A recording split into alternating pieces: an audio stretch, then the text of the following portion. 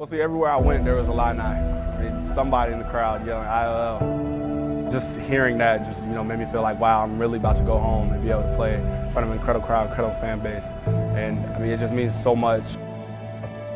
And all the players that were before me and all the players after me, I hope they have that same feeling.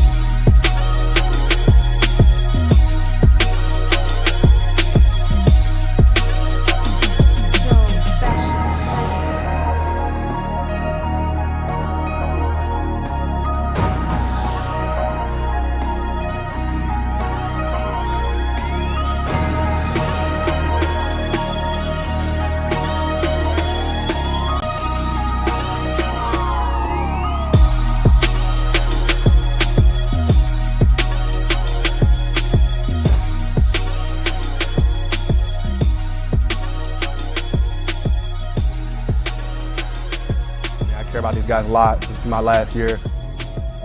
Every day we're striving to get better. Welcome back to a FanNoise show here. We have a special edition. We have our first occurring guest, our first interview, Aaron Jordan. Little intro on this guy. Aaron and I grew up together in a town called Plainfield, Illinois. Date back to one of our first encounters being over a book series called Kidnapped in fourth grade. I don't know if Aaron remembers that. Aaron went on to be a high school standout by setting the Plainfield League scoring record with 503 career varsity points. He finished fifth in Illinois in the Mr. Basketball voting, losing to Jalen Brunson. The year before that, Julio Okafor won the award. So it's a pretty powerhouse city of Chicago in basketball, as we all know. He was ranked 95th nationally and attended the University of Illinois. First 3 years had decent years. It wasn't until his senior year where he exploded for the Illini, played in all 33 games, was second on the team in three-pointers, ranked sixth all-time in Illinois' three-point shooting percentage at 41%. Aaron was an academic all-star as well as a leader for the Illini on the court and in the community. Aaron, it's a pleasure to have you on the show. How you doing? I'm good. Thanks for having me, guys.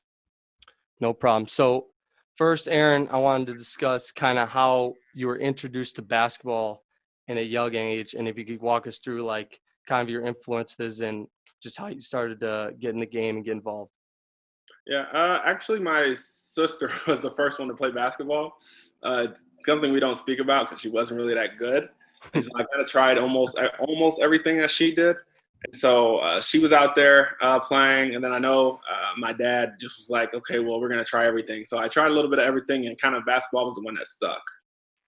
Gotcha.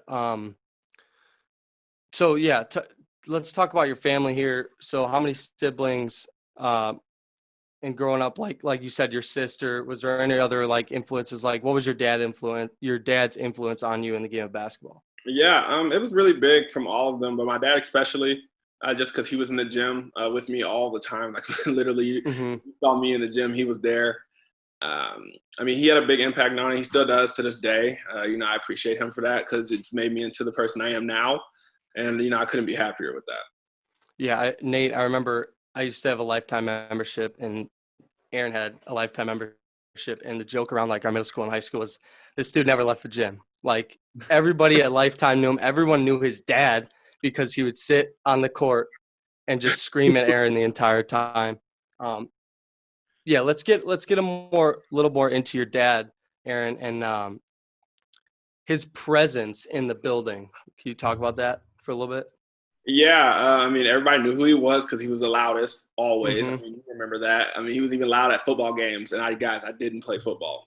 Yeah. But yeah, I mean, he commanded respect, but that was just he showed it through how much he cared about me and his family, and I mean, that's opened up many doors for me, and just to see that, so I'm able to like kind of model, how I want to be a father and a husband, after him, and so that's, it's just I was very fortunate, to have a dad like that. Yeah. A lot of fishing too, huh? Right? A whole lot of fishing. We just as much I was in the gym, we were probably like by some pond out in the middle of nowhere. We're just going fishing, catching, anything possible. Just spending time together. Yeah. That's I mean, that's all you could really ask for, right? Yeah. Let's turn it over to middle school here. So you go to John F. Kennedy Middle School. That's where I went to school. Your boy here was a pristine basketball player. The famous power dribble. Do you remember that? I power dribbled over the backboard in practice, thinking I was, thinking I was the real deal. So, yeah, talk about that middle school team a little bit. You still friends with some of those guys? Yeah, I still talk to a lot of those guys. A whole lot of them. I mean, we were all a close group. We lived together, not together. We lived by each other. I mean, you remember everything of how middle school was for us. We were a very interesting and exciting group of guys. But that team, a lot of guys went on to play college. Some are still playing right now. It's great I was be able to be a part of that. Yeah, absolutely. It was a fantastic middle school basketball team. We still go to state. Yeah, come on. Let's move on to the good stuff here. So were you ever choosing between a Catholic school and Plainfield East, or was it always Plainfield East? You know something I don't know, Mike? What? At one point in time, No. are you sure? At one point in time, really early on, it was in middle school, right before we chose. I'd say chose, but it was Nazareth Academy that I was going to go to. A couple of my teammates were going to go there. We knew a couple guys over there, but whatever happened with that, I decided to stay at East, which I'm happy I did. But yeah. At one point, a lot of people don't know that I was going to go to a different high school at that point. Yeah, the reason I asked that is because, as baseball too and football, you see the Catholic schools in the area, like Joliet Catholic, Providence, St. Rita. Like you, I was thinking the same thing. That's why I asked that question. I know a lot of good athletes out of middle school are thinking about that. So let's talk about. So you get into Plainfield East as a freshman, you move up right away. Talk about a little bit of when you started getting the pressure from the media and the city of Plainfield, and when you started getting all that attention and how it affected you. Yeah. It was honestly really intense because it was on a different level. So, middle school, nobody's really following you like that. But then high school, it's such a bigger audience. And so being able to have a good support system really helped me out. My mom, dad, and all my coaches, my sister, I had fun with it because at the end of the day, all I wanted to do was play basketball. And so, a lot of people, there was so many outside things oh, you're going to go do this, you're going to go play here, you're going to play there. And I just want to play basketball. And it is what it is. Yeah. And saying that, how was playing for Atkins, and how was being a Bengal in general, and how did it shape you moving forward? It was really good. I mean, now I look back on it, and those are times that I would love to go back to, because those were some of the best times, whether it was bus rides, practices, talks with Atkins, being able to be under him and how supportive he was amazing. But, I mean, overall, it was just honestly, it's shaped who I was today because that's what I want to go back to. That's what I want to help students and, student athletes in that generation, in that age, help them go through what I went through necessarily, or new ways, because I mean social media, we thought social media was big back then. I mean, I look at it nowadays, I just feel like those athletes need, they need guidance, and they need more people, more positive in their ear than negative. Yeah, absolutely.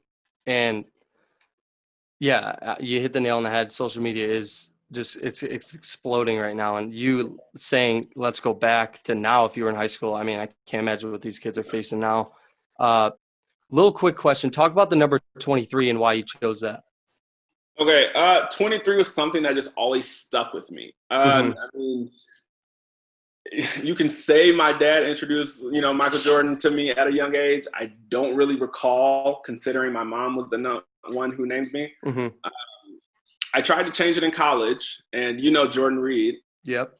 He threatened me and said, if you change that number, I'm coming down there and we're going to fight. That's who you are. That's who you always been. I'm not trying to hear. That's how I think of it too. Yeah. Yeah. So, I mean, it was just one thing I wasn't going to get away with. It was kind of odd. Maybe it was just because of the presence of my dad. But, in college, people really never maybe like one team said something like, oh, he thinks he's Mike. He got the last name and a number. But, nobody really questioned me on it, because it was just, I mean, this is me. I'm about to wear number 23. My last name Jordan, this, that, and the other. Yeah, and your middle name is Michael, correct? Yeah. Aaron Michael Jordan. So let's talk about the Plainfield North rivalry. What did that mean to you? Plainfield East, Plainfield North. Nate, if you don't know, everything to me to this day. I mean, you ask my fiance, I still watch that video. I like seeing it on Twitter. I watch the video probably about literally 10 times a month. I'm not kidding you, because that's just how much that rivalry meant to us, man. Like, yeah. You can't even put it into words. So going back at the beginning of the show, there's going to be a highlight video of you. And I told our editor, like, that video is going in there. So you will be able to see it over and over and over again. Nate, I don't think you've seen this yet, but this man hit. I got to get my eyes on it. I got to get my eyes on it for sure. But remember now, there's two, Mike. There's two. Yeah, I was just going to say there's two. Was it two Plainfield North buzzer beaters? Yes, correct? Yes. Two Plainfield North buzzer beaters. I'll say it again.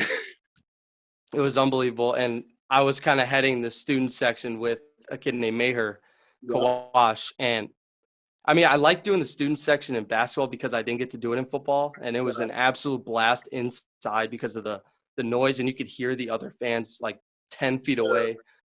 So, I mean, that was always something fun. All right, so we're finishing up your junior year, your sophomore year maybe. Talk about the offers coming in and how you deciphered where you wanted to go to school. Yeah, so that recruiting process was hectic. That's another thing, I want to teach the generation that's coming up right now about, because it got to a point where I got tired of it. Again, like I said, I go back to it. I just wanted to play basketball. Like, somebody just give me a ball and I want to shoot it. The recruiting process, I mean, coaches hitting you up nonstop. And yes, I'm so thankful for it, and I'm glad I had went through it. But, it was intense, because I was going on visits literally every weekend. Me and my dad in the car driving literally for hours, no matter where it was. Now, yes, did I go to University of Illinois majority of those trips? Yes, of course I did. But, I did my process a little different. I didn't make a list. You see a lot of these athletes today, they make lists and top 3, top 5. I just went out and gave the courtesy, some courtesy calls basically to, the coaches I felt who I had a relationship with. And I just, we made that decision. So did you ever narrow it down to like a top 5, top 3? Or did you just know? I had a top 3. I did have a top 3. I had a top 3. You don't want to talk about them? I mean, we could talk about it now because it was Indiana, Wisconsin, and Illinois. And chose the hometown. Yeah, decided to stay home. It was only right. Yeah. All right. So going into Illinois now, throughout your career, I want to know how you changed as a person on and off the court and who was able to help you at the University of Illinois. Because talk about pressure at that point, that's got to be on another level. Yeah, definitely a lot of my coaches, they were like, from day one, when we had that coaching change, they thought of everybody as family. Like, it was we have to be a tight group. You know what I'm saying? Yeah. We got all these outside influences. It's a college basketball season. The longest athletic season coming up. And, everybody knows as athletes, what everybody goes through. So from day one, it was like a family. And so I really appreciate them for doing that, because that coaching change was honestly, it was scary because nobody knew what was going to happen. And that, as I got older, when seeing the younger guys come in and kind of go through the same stuff I did, that really made me grow a lot. They kept me on my toes, you know what I'm saying? Things are different. But just being able to, kind of mentor them and be there for them, really kept me grounded and kept me level. Like, hey, it's bigger than you. Remember that. Yeah. That's awesome to have, is like senior leadership and obviously up top of your coach's respect and all those guys. So you get to your senior year and you explode. What happened then? What clicked your senior year? Well, actually, I have to even date it back. I have to go back junior year because that was the first time when I was when my percentage was top in the country. Yeah. And I started off the season in an exhibition game, and I didn't do what I wanted, what I thought, like I just came off 2 years of not doing what I want to do. And then junior year comes, this exhibition game. I don't care if it was an exhibition game, I'm competitive. And I didn't do what I needed to do. And from there on out, something just kind of clicked in my head. It was like, look, I put the time in. I put the time in. Like, it's there. So, I just got to kind of stop. I really tuned everybody else out and said, it's me. It's me. But really, I'm talking to me. You know what I'm saying? I'm talking to myself. Yeah. From there on out, it just started. It just went up from there. And then, I get to my senior year. And, I'm not going to lie. It was emotional all year round just because, how long I've been there, how I was feeling and just things like that. And could it have, wish I would have ended better, a little bit. Of course I did. Go to a tournament, make a run and things like that. But, I don't regret anything, at that school. So. Yeah, that's a great answer. And it was fun watching you. I mean, a lot of people were talking about it at the time. It was just we had a lot of guys. You had Cole playing big ball. I mean, you had Faith. I mean, you just had a lot of people going places. It was awesome to see. So, Nate, I'm going to bring you in here. Let's talk a little Big Ten basketball. I know you got a couple questions for him. What do you got? Well, the first one, because you brought it up, Aaron, I did my homework on you. I don't know you as well as Mike did, but, a guy, you made 14 starts in your first 3 years at Illinois, and obviously you start 31 games in your last season. In a time where you see so many, kids transferring, things don't go their way right away, and so maybe we're looking for somewhere else to go play, things like that. Like, what kind of message do you have to those people about, sticking it out, grinding it out, and believing in yourself? Yeah. The term that comes to mind, when you ask me that, is definitely bet on yourself. And with that, a lot of people say that, but I don't think they understand that, how much more work you have to do when you do choose to bet on yourself, and you choose yourself every time. So, it becomes a battle where you don't want to let yourself down. Yeah. And I think if more kids kind of took the mindset of that, like, no, you don't want to let yourself down. Not a coach letting you down, not another teammate, not somebody in your ear telling you, you need to do this and you need to do that. No, this is yourself. You know what I'm saying? This is you. You take control. And so I think once I did that, I pointed the finger at myself and said, hey, I have all the control here. I think, that ownership there needs to, be, and it needs to be emphasized with these athletes nowadays, because a lot of people are telling them a lot of things. But at the end of the day, you are going to be, you're going to determine how you're going to do. I mean, you really are. Mm-hmm. No, that's great. That's great, Aaron. So Brad Underwood seems like an intense guy. Anytime I watch Illinois basketball, seems like an intense guy. You talk about like how much of a family it was since he came in. How much different is he on a day-to-day basis than the Brad Underwood we see on ESPN when there's the big game in February? Coach Underwood, he's actually a funny guy. But you see him on TV, you're not going to think, oh, he's serious. He's serious all the time. No, he's really not. When it's business time, I'm saying, when we're practicing, watching film, things like that, he's on it. Intense, in-your-face guy, and that's what we needed. But off the court, he's, how's your day going? What you got going on? This, that, and the other. Cracking a joke at you. Nobody's safe around him. So it's like anybody's going to get joked on at any time. I like that. Toughest place to play in the Big Ten? Toughest place to play was Michigan State. Wow. I'll give them credit. That arena, they get there, athletes get there hours before the game. Oh, they're there right when you touch down. They're there and they're heckling you and they're saying whatever comes to mind. And that was definitely the toughest place. There you go. And then the big one I got for you. Big one, obviously, Iowa, Illinois, probably the two best teams in the Big Ten this year. When we're filming this, I don't know when this is going to air, Mike, but it's Big Ten ACC Challenge night. Mm-hmm. Carolina has Duke. Iowa's got North Carolina tonight. What makes those two, from a basketball player, what makes those two teams so good this year? They all have the pieces, and they have guys that play their role. They don't have guys out here trying to do, trying to be like Larry Bird or Magic Johnson, and they're not supposed to be a Larry Bird or Magic Johnson. So that's a really key part. They hold each other accountable, and you can see that from both teams out there. I will give credit, to them and to the University of Illinois, my guys, just how much work I know that, how much work that went into that, just being able to see it now, it's amazing. Now, again, guys are young, so we still got some work to do. But, I believe that, we're in a really good position. Absolutely. Do you know, or I mean, have you played with, I'm going to butcher this name, you know his name? Ayo Dasuno? Say it, Aaron. Ayo Dasuno. Have you played with him, or was he a freshman when you were a senior? Yes, he was. He was a freshman, and he was, I'm not gonna lie, he was easily one of the best freshmen, I ever seen. And not just because of his play on the court. He was an amazing player, but, off the court and the leader he was, you guys usually don't see that in younger guys. And now you can see it today, and the person he's developing into, it's a great thing to watch, and it was a great thing to be a part of. Yeah, he's absolutely dominating. And it just seems like that team right now is just I saw the Baylor game, but they're just playing with some like grit. They just know they're the shit. That's how they're playing, and it's fun to watch. Yeah, the swagger out there, it's great. Yeah. So I just want to ask you, like Nate brought up toughest environment. I want some of your, like, if you got some pinpoint key, like your favorite moments, what would it be? If you could describe some of those. Yeah. Favorite moments. Well, okay, so I'll do one just kind of mine and then one a team one. Mine was the Maryland game junior year. Even though we lost, I'm still a little bitter about that. But we were playing at home, and this was kind of the first game that got me on a hot streak. A couple guys called me after the game, and they said, your first shot was a mid-range. And I was like, I know. And they were like, you shoot mid-range.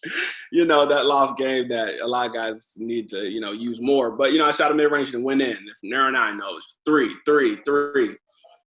But that game, I just kind of – I always look back into that like, man, that was when you finally, you put in all the work and it showed. And, off from there. Senior year was definitely beating Michigan State at home when they were ranked so high. And then the team the Illinois fans rushing the floor. That was something, I wasn't able to feel all those years. And so, having that on my senior year was like, oh my God, finally. That was awesome. That feeling, that was insane. And, I can't wait till State Farm gets filled back up, because, hopefully there'll be plenty more when, other big teams come in. Yeah, absolutely. Aaron, go ahead. Yeah. Go ahead, Mike. No, you got it. Yeah, Aaron, you guys played in the Maui Invitational your senior year.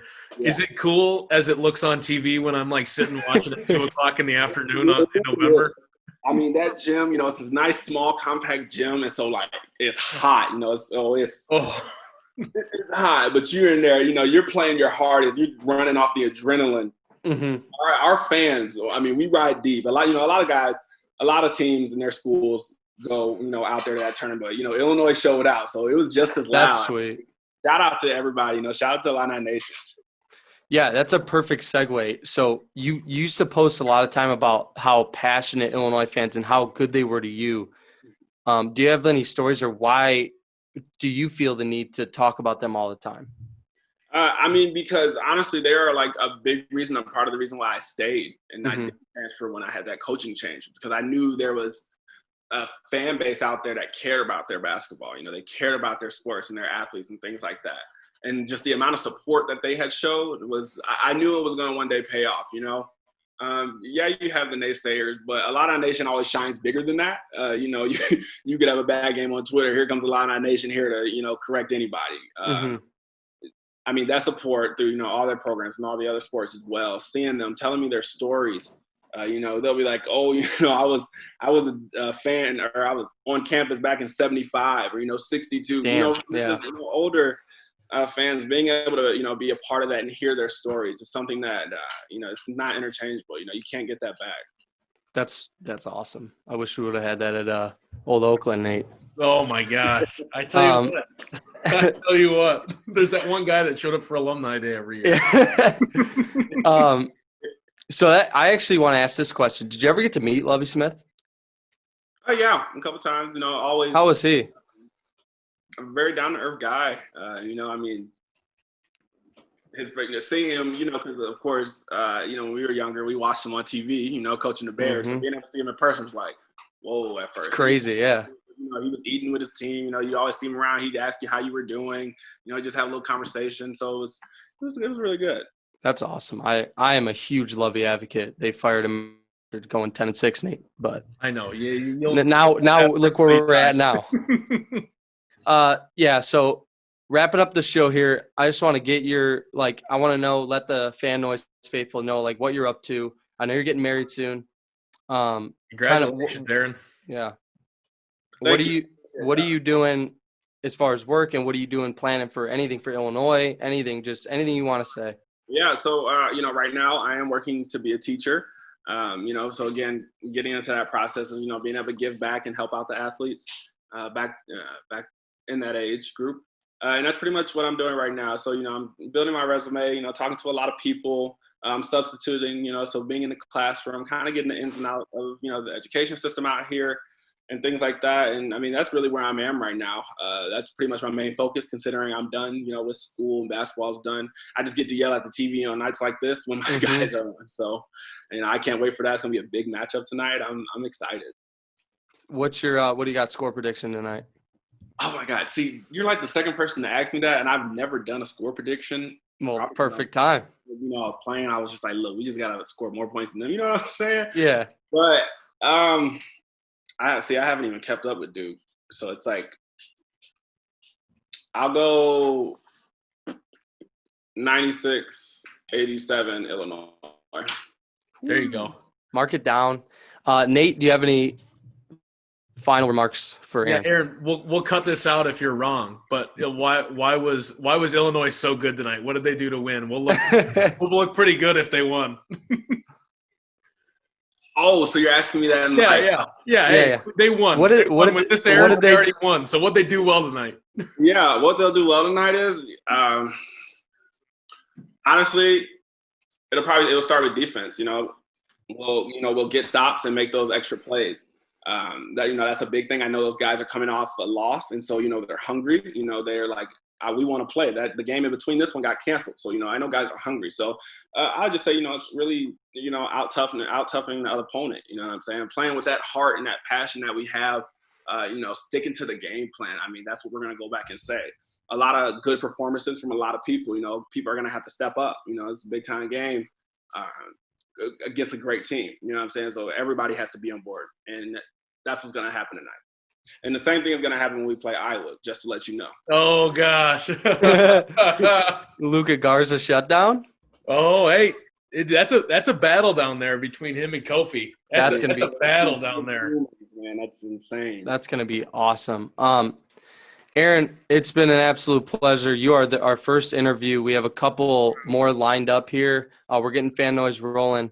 Before you leave, I need to tell the fans here, please subscribe, and hit the notification bar so you guys are the first ones to get notified for YouTube. And also, we are on all platforms, podcasts, Apple Podcasts, Spotify, Instagram, Twitter. Visit our website, FanNoise Sports. Yeah, Aaron, it's been a pleasure, man. I appreciate you coming on, and go Illini.